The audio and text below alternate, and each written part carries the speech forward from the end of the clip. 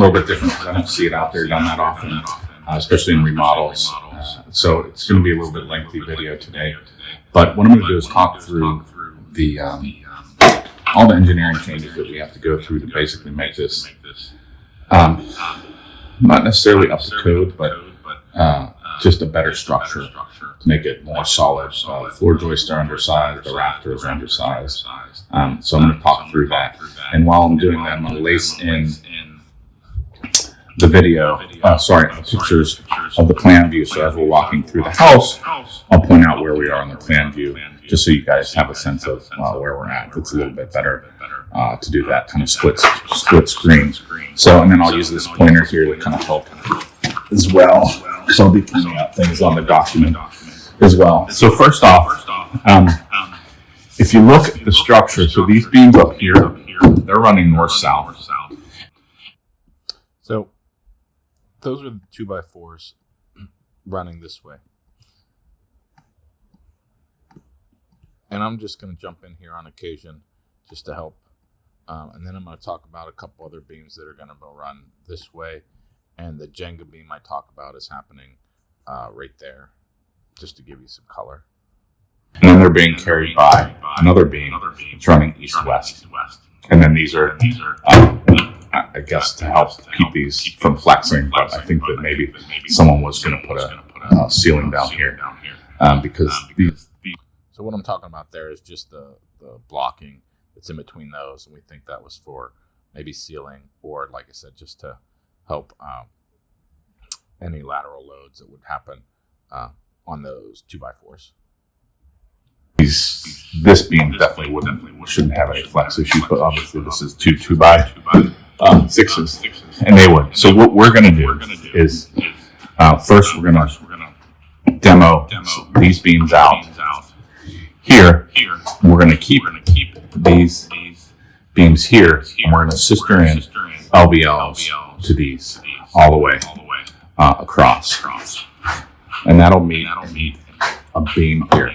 So that brings us to this beams, many beams. This is like a Jenga beam. So there's two beams here. There's one here, and then there's one here. This is the south side, this is the north side. So it's hard to tell, but what's happening here is you have a beam running this way and a beam running this way, and it's carried by this kind of stack. It's just not very well designed, and that's happening, as you can see, probably right here is where that's happening in the basement. Then you have this structure in the middle that's basically carrying the load of that down to. It looks like there's a footer here. I can't really tell. So when we dug that up, there was a footer. It was probably maybe a little bit wider and probably 4 inches deep. So really not enough footer for what that load was carrying. It just looks like the concrete's a little bit different. And then again, same here. We got this, Jenga beam here. There's one on top of another, and they're not exactly the same size. There's like a shim in between it here. So we're going to demo this out, and then we're going to carry a 20-foot beam. It's going to land on this wall, and it's going to run basically the length of the structure all the way down to here somewhere. I don't have it exactly marked, but it's around 20. So that new beam is just basically in the middle of those two beams that I just talked through, probably to right about here. So that one beam is now going to be taking the load of those two beams from that we're helping support from above. 24 feet, I forget. And then we have to put footers down here. So I have to cut this concrete. As you see, we did a depth check here, and the concrete for as old as this house, this is 1937. With 2 holes on each slab, because you can see there's 2 slabs poured here, and they're both about 4 inches to the bottom of the slab. once we get the footers cut in here and removed, then I need to call in my geotech to do a soil sample and basically tell me if it's typical soils and can be bearing, or am I going to need to compact gravel and dig further down to get that. So the geotech did come in and check both of the footers, and I'll get into that little later video, but everything was fine. We didn't need to do gravel. Set up. So these beams will go, these beams running east to west will go, and then we're going to put that giant PSL in, and then those new LVLs that are sistered into all these 2x4s here will then tie in to the new PSL here. On the south side, we have 2x6s here. So that's going to be this area here. What I'm going to be talking about is down here. This is the south side of the beams. And when I'm talking about 2x6s are running this way. So same way as the 2x4s on the north side. And instead of doing the 2x8 LVLs, which is 2x1 3/4 by 7 1/4, that would bring the ceiling down pretty low. And so one thing that we need to consider as I'm doing all this is that ideally this floor is going to be insulated. So I'm going to put hopefully just an inch down of foam. We'll vapor seal that. So tape all the seams, tape it to the foundation, and then potentially use isofast on all the walls to insulate the exterior walls. And once you start doing that, the ceiling height starts to change, right? Like it's already pretty short in here now. I'm 6'2", and I probably have 3 or 4 inches above my head, maybe 5, but not much room. So we need to preserve that as best we can, and while still trying to make this perform better than it does right now, because obviously the slab is not insulated underneath that. So that's basically what we're going to do down here. We have an HVAC system down here, which feeds the whole house, as you can see here. I took a bunch of the ducts out, I think all of them, and I'm not sure we're going to have this down here anymore because this space could probably be taken care of with one mini split, one probably ducted mini split, so we'll have that duct feed basically in the bedroom and the main area, and that probably is sufficient, especially since this is below grade. It doesn't get really hot. It doesn't get super hot. So, and in the winter it doesn't get super cold. So it's really just heating would be the more important aspect of this space. And then we'll move this washer out actually, but that'll go upstairs, and probably that hot water heater is going to go to probably a tankless.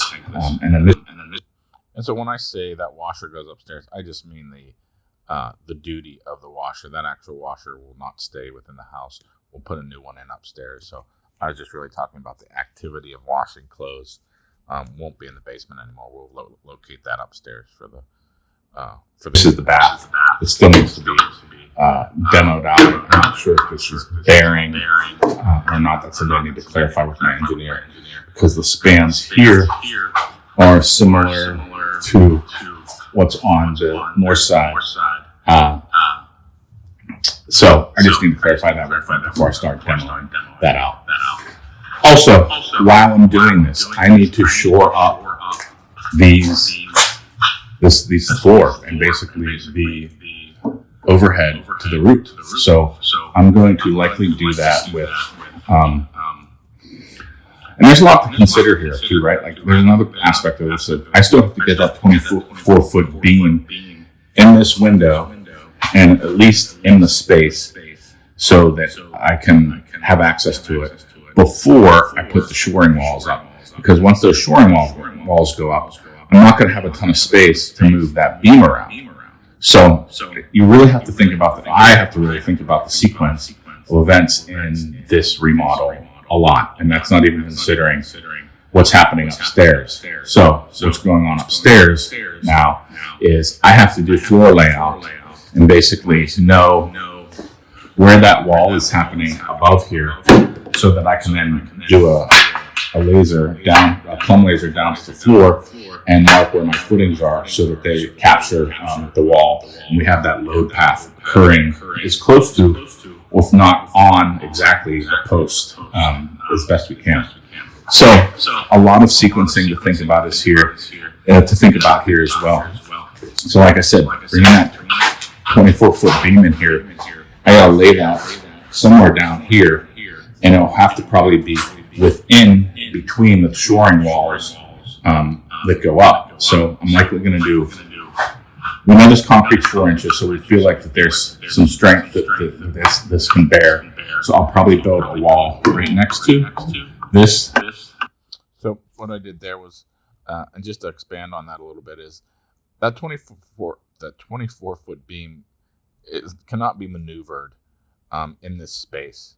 It's got to kind of lie where it's going to be.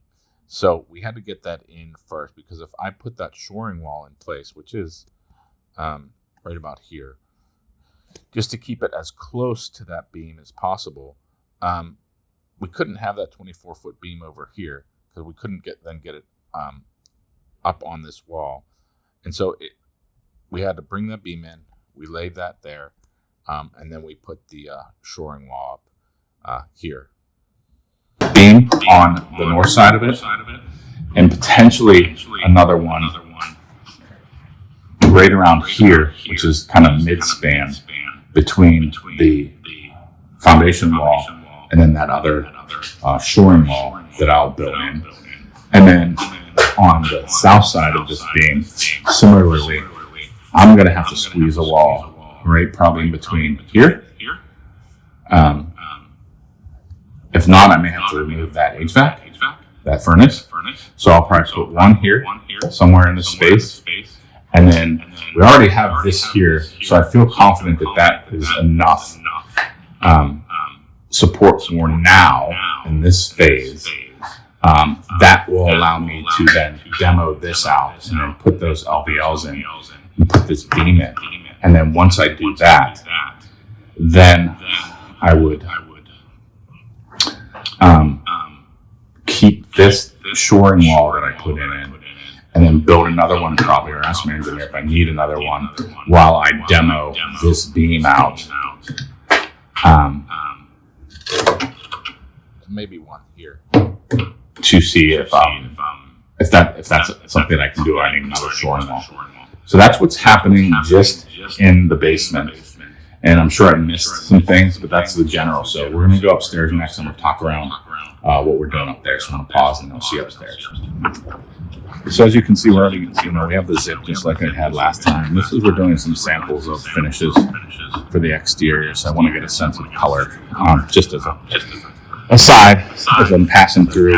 I'm going to flip on some lights and we'll kind of go through what's happening up here.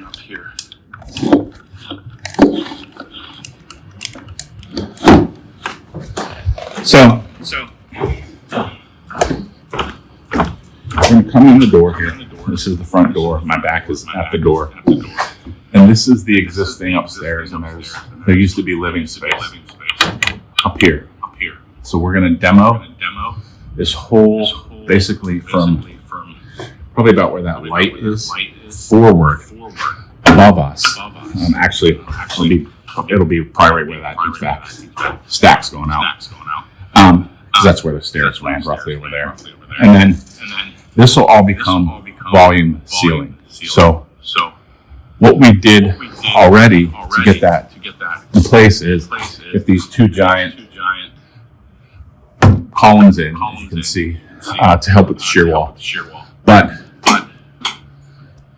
after that, we will then tie in to these rafters here. So these guys, 2x8s going all the way to the ridge. And then to shore that up, I'm going to have to build another wall under here to support that as we demo all of these first floor rafters. So on the vaulted side, we're going to have 2x8s sistered in. And at the ridge, we got to put a ridge beam in. It basically goes from that window, that far window. It's hard to see. There it is. It's not focusing on it. Basically to around the stack. And that's going to carry the ridge. And to do that, I'm going to have to probably drop those collar ties down, cut some back up there so we can fit the ridge beam in, and then lift it up into place. I believe it's 2-piece ridge beams, just 2 LVLs put together. So then, as you walk in here, this is going to be open above, and there's going to be a skylight so you can get a nice light through this entrance. And there'll be a sitting area right over here with the stairs that you can put a desk in to work with. Over here, this isn't the way you get there, but this is a guest bedroom. And this is, over here, is a bathroom. So basically, the bathroom is probably from like here. I'm going to pause that just to pop open that new level 1. So what I'm talking about is, let me drop those off. This is the new guest bedroom, and then this is the bathroom. This is still a little bit in flux in terms of the design because it's just a little cramped. I need to see if I can make some more space in there for something. But that's what you're seeing me walk through is like, I walked basically through here, and I'm talking about that room and that bathroom. Over, it's just a small little powder room with a small shower. But we're going to keep these 2x4s. They're suffice. They're working sufficiently now. So I'm going to keep those. I may actually try to see if I can take some of these out and just simplify them. Like this guy's got a 3 pieces. I may just try to see if we can get one piece in here. And I even moved them to 2x6s because this may be where our HVAC for this floor and the above floor lives. So right until about this wall is this room, and there's really nothing I'm going to have to do here. Like I said, just update these a little bit, but nothing significantly different. Now this room, we have again that crisscross pattern of the floor. So I'm just going to move the file over a little bit here so we can kind of see what's happening. I'm going to turn off the range to none here, just so we got a bit more clear view. And so what I'm talking about here is, let's go back to the existing floor plan. I'm talking about this room, and what you have is like 2 2x4s. You got one set going this way, and you got another set going this way, and the set on top are north-south, and then so right here the east-west ones are resting on that top plate, that double top plate. 4 joists that are supporting the floor directly run north-south, and then there's another set that run east-west. And so what I need to do is build a shoring wall here that's going to support those up top while I demo all of these east-west floor joists. And it's a tricky equation on how to do that, but I think I have in my head that I'm going to, we have spec in LVLs to run from that far wall to right about here, which is, I'm going to say 13 or so feet. And then here comes a closet. So those LVLs will run from about here all the way over. The tricky piece here is that this current depth is 7 because it's 2 2x4s, right? And so that's only 7 inches. So where am I going to get another quarter of an inch from? I have to either really piecemeal this thing out, or I've asked my engineer if I can shave off, rip down those LVLs to be 7. And that would allow me to keep this wall in place while I shimmy them, between here and then onto the new wall that's going to happen here. And if I could do that, that would be a savior. Because if I can't. So I did talk to my engineer, and he said I can rip off 1/4 inch off the bottom of those. And like I said, that really is going to help me slide things in versus basically probably demoing that whole top floor. At that point, I just might as well rebuild it and start from scratch in that area. But I should be able to slide it. Then basically I'm going to have to build a shoring wall running north-south here. And then move it. So basically build a wall, cut back this wall just to where that first LVL is. Run that LV, obviously build this closet wall, which is going to go 4 feet south of that line. And then, so what closet wall I'm talking about there is, again, back to the new design. So the LVLs are going to run from this south wall onto top of that closet wall, and then we'll run 2x8s over this side of the closet. I already confirmed that with my engineer because we had some wonky design in place, and I'm like, well, why are we just not running out? Why are we just not running the LVLs all the way over here? And he said, yep, that's fine. So that's kind of the plan, what I'm talking through here. And then when we look at the current state of things, I need to build the shoring wall up to kind of keep this wall in place as I move, put in those LVLs, and then I'll cut back where I just moved in, and then move that shoring wall as I go. And it'll be, I don't want to say it's painful, it's just will be slow. But that's my approach on making sure we get these LVLs in and keep the roof over our heads.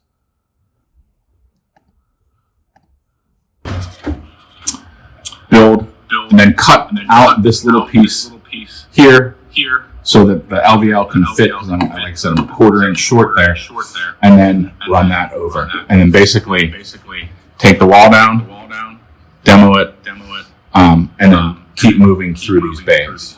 Another way to approach that is I could potentially take a little bit bigger of a risk and just say, I'll put the wall here, and then that gives me 2 LVLs to work with while supporting this these joists as I cut them back and out, kind of piecemeal. So that's what we're doing with this, is the primary bedroom, and then that carries over into here. And this will be part of that primary bedroom. It's split in the middle, as I'll show on the paper. There's a bath over here, and the bedroom's over here, and it goes into this space some as well. So this wall needs to come out. But here I'll need to build the floor up so that it's level with this guy. That's not really an engineering task. That's just something I need to do. But it's a framing task that needs to be addressed. And then I still need to figure out how I'm going to demo this wall as I try to support the roof above. And that's an open question I have for my engineer. And as we walk in here, this is probably the steps going up. Yeah, so this is the line for the steps. That's where they start, and So let me just pop that open. Basically what I'm saying here is that line I just pointed to is this wall here. So that's where I say where the steps start. That's where I'm running into. That's what 13, 11, and 3/8. That's what I'm talking about. 13 feet, 11 and 3/8 off the west-facing wall, the west elevation. And then this is all living space. So all these, everything's going to be demoed up to the ceiling, and it'll just be a nice open space there. And that there's really no framing changes here. Sorry, there's one. So we're going to have that ridge beam that's going to be carried by king stud over here down onto this, which is an angle that's then going to bear on this post. So you can't see that detail here because of where the cut plane is in Revit, but that angle is happening. That's really what I'm talking about. This space up here, that's part of the other gable end that you just can't see because the cut plane in Revit. Here, but this beam's sort of gonna stay here, but I'm gonna change this out to be a glulam beam that runs from the middle part of the house all the way to the south, and that's what's gonna help carry the ridge beam. So that ridge beam is going to basically land in the middle of that window. We got some Simpson hangers there that carry it over to a column that's carry it down to this, which I'll need to cut out and put a different framing structure in, down to a glulam beam here that runs north-south from the south wall to the middle of the house and carry that ridge beam for us. So that's 20 minutes of just trying to understand how we're framing this, and some other things we've done in the meantime is we basically have a fully framed house with no windows right now. Anything that's over 10 feet, we have double studs to help add the shear strength to the walls. And then on the outside, you saw the zip with the existing shiplap siding. So I know I've missed some things, but there's a lot of complexity and a lot of sequencing that I really need to think about going through this. And it's been challenging to say the least, but it's been some days I'm just overwhelmed, and other days you just kind of have to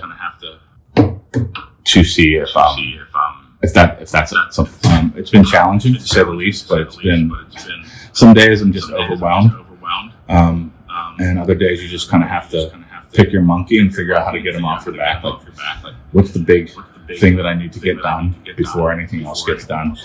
And for me, it's even simple stuff like I need to clean that basement out so that when I bring that beam in, that we have space, that I have space to move it while I'm shoring up the walls the best that I can, because that thing will definitely be in the way, especially when we have to start thinking about footers need dug. And my question is, well, do I want to bring the beam in before or after they dig that? And that's probably a question for them too. I'm just trying to get it out of the way so that I kind of have it off my back. So I hope that helps explain some of the engineering challenges. I didn't talk about this space up here. This is just going to be another bedroom, but the rafters are remaining the same. Nothing's changing about this space at all.